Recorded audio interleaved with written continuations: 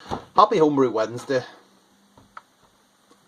This is a Monday night. I'm not supposed to be drinking during the week. Turned over a new leaf a few weeks ago, and here we are on a Monday night.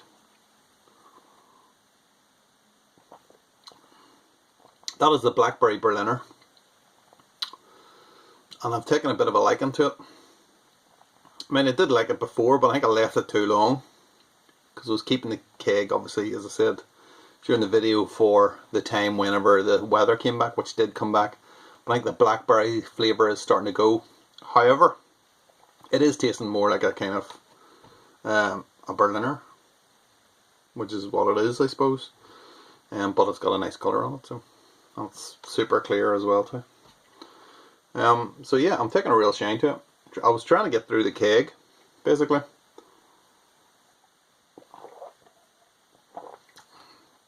And I spent nights just drinking that alone. It's really good, really nice. Anyway, I thought I would do a video, just like a normal video, just me talking, not anything, any kind of grain to glass. I do have a grain to glass lined up, but I'm getting a bit kind of tired and bored of doing the same kind of videos all the time, and I'm in a bit of a funk really about the whole video making process, and so I thought I'll just do something. I'll just do like a normal video and see how it goes. Just a little catch-up video because I haven't been doing beer reviews. I have not done the live videos in a while, well, a few weeks, and just to catch everyone up on what's happening then over here in Banana Brewery. So just having a look at what I've got in the Keezer at the minute. So I've got this, as you know, 3.2%. It's very nice indeed. I think I will definitely be brewing this again at some point, because it is nice being able to drink a few of them and not feeling completely drunk. So what else I've got then is I made another version of the Talus and Vault plus Voss from a couple of weeks ago. Made an all grain version of that. The first version was kind of a partial extract, just a little bit of extract, not an awful amount, but I was curious to know how much of an effect that made on the final beer. So I've made another version of that, so I think that's going to be next week's video, the tasting on that. And we have a Hook'em Stomp. David DTS sent me the Hook'em Stomp. I did a full brew day on it a few weeks ago. That is tasting pretty good as well. That's conditioned 22 days according to this. So I'm going to try and leave that again for at least 4, 5, 6 weeks if I can. Because that just gets better with age. So that should bring us nicely into the kind of the darker nights and the colder weather. And then I have a Jester ASB. So basically an ASB with 100% Jester hops on, and I think it was 100% Jester hops. I don't know. You'll find out in the video what it was. It's in Cold Crash. I should have had it in the keg. I was supposed to do it yesterday, and then it was bottling, and that took longer. I'll tell you more about that now. And then I was supposed to do it tonight, and I was doing other stuff, and yeah, it's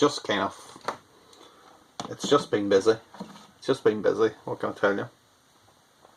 So I think I'll do that tomorrow night. We now have space in the fridge because I bottled my Christmas beer this year, which is very cleverly, I don't know whether this came first or whether this is just a freak, but basically it's called Sober. It's called Sober, the beer, which is smoked oaked. Bloody fly, hold on. Oh, Daniel-san. That's how to do it. Sober, smoked oaked bourbon red ale is what it is. So it's basically, I kind of had an idea about a beer that I wanted to do, and I kind of wanted the 4 flavours to kind of come through, which is the smoked, the oak, the bourbon, and the red. The red in this case being red X malt. And I have to say, I tasted it last night, and it is tasting already pretty good. 6.6%, so it's not like a crazy 10% imperial beer or anything. It was to begin with, and then I just kind of wised up. So it's tasting pretty good now. It's not right. It's not fully ready, I don't think. I think I need the smoke kind of flavour is quite. It's not crazy smoke. I didn't use that much smoked malt in it, but I think it'll drop a little bit, which is what I want. But you can get a clear taste of that. You can get a clear taste of the oak. I used like old heavy oak chips, but I used like 40, 50 grams, something like that. A real taste of those. There's a taste of the bourbon as well.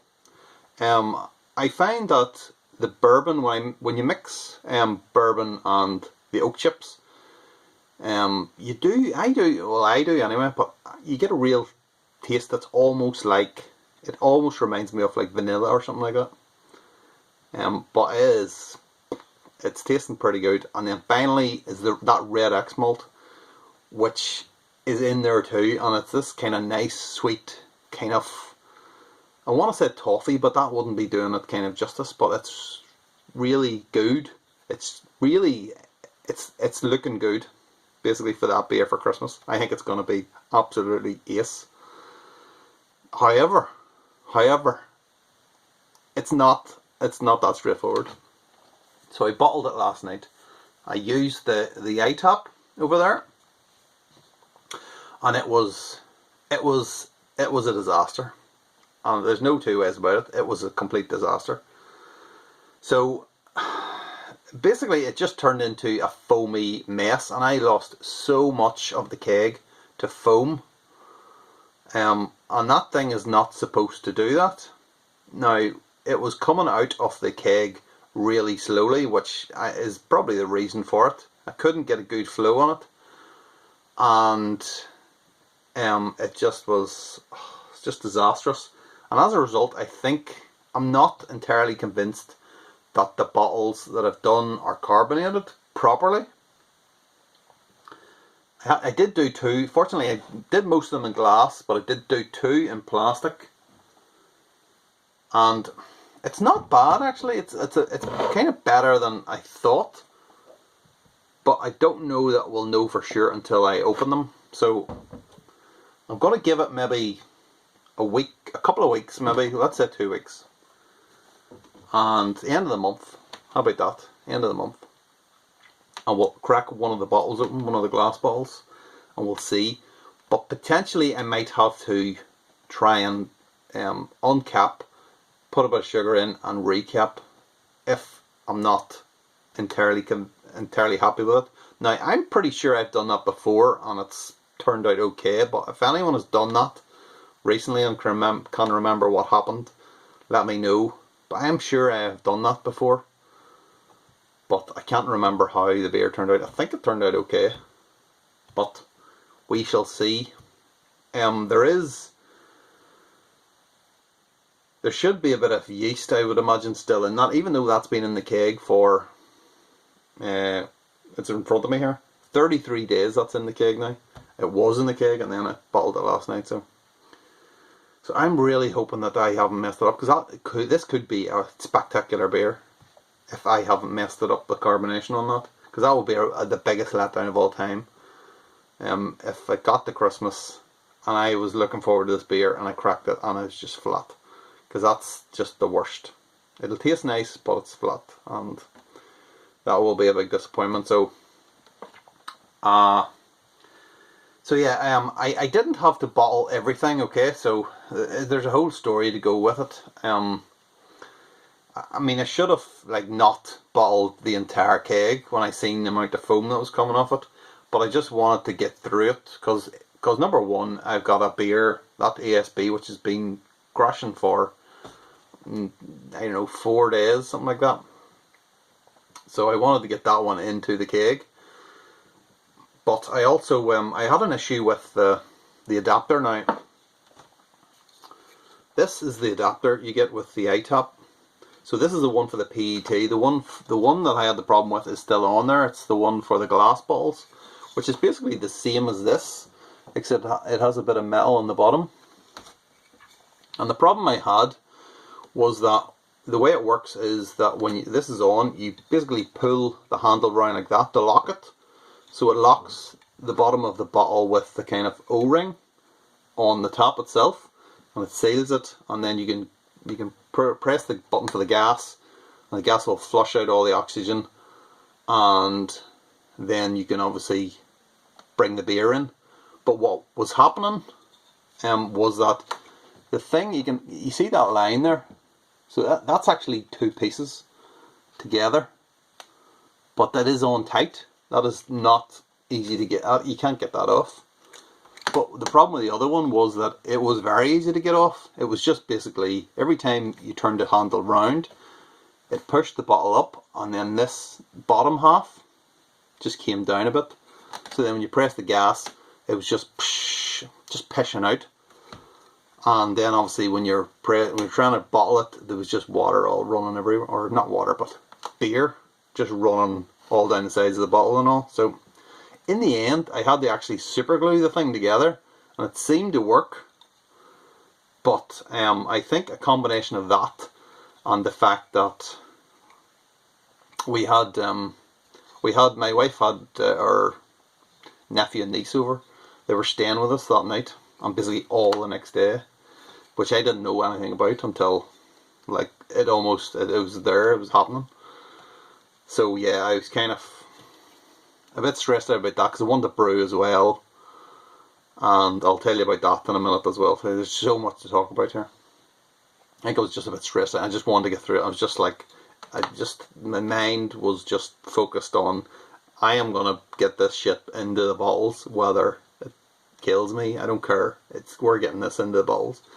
And then of course I made space in the keezer, and then that thing's still sitting in the fridge, so it didn't need a bottle at all. So yeah, that was very shoddy, I think, by Bowl, the one that they gave me. Also too, they have there's one thing about it too. It's made for these kind of bottles here, so it's kind of, see the lip on it like that. That's the perfect size for that. But a lot of the bottles I had, because I wanted to bottle them in small bottles, because I tend to do that for Christmas beers. But a lot of the bottles I have are like that. So you see the way the lip is kind of not as high in comparison to that. So unfortunately these ones don't actually fit on the top. You can't get any kind of seal on it, which is a bit of a pain, because I'd cleaned, well, that was the other thing, I'd cleaned all the bottles, I'd got all the bottles ready, sanitized everything, and I had them all ready, and that was another thing, and I was like, this thing will not beat me, I have sat here for an hour doing this shit. And yeah, so yeah, we'd have to wait and see on that. So yeah, but I hadn't actually used it. I had never used that adapter. I'd only ever used the PET, and I only used it a few times since I got it. So that's kind of silly me, I suppose. I should really have tested it properly at the time. But I mean, I just presumed that it would be the same as the PET, and the PET works fine, absolutely fine, any other time. I'm not really sure what happened to Keg, why it was coming out so slow, why it was that foamy, because it wasn't even on the gas, hadn't been on the gas. I'd taken it off the gas, just let it sit. So I don't know. That's a question for another day. And then I was annoyed. Lastly, I was annoyed because I didn't get brewing, and I wanted to brew basically the wet hop beer. So my hops were ready. I picked them probably a week and a half before, because I think it was just the hops were they were ready to go, ready to be picked, and they were that heavy that the rope actually broke that was holding them up on the top. And I came home from work one day and just everything was laying on the ground, so I had to then pick them all. I got like loads. I mean, the amount I got was just unbelievable compared to like some of the other years. And I mean, still not the vast quantities that I see other people doing, but I mean, for me that was quite a lot. and then I didn't get brewing that weekend, so it was like a week had gone past, and because I had just done the ASB because I wasn't planning on doing it, and then I was like, I'm definitely gonna brew it this weekend. But then I was kind of like, well, they're coming over to stay, and I just had a brew day planned and all, and then basically when I checked them, they were really starting to go brown. I was keeping them in the refrigerator, like, but I mean, it was all starting to go brown. So they ended up in the bin. And a mad huff. I took a mad huff and just threw them all in the bin.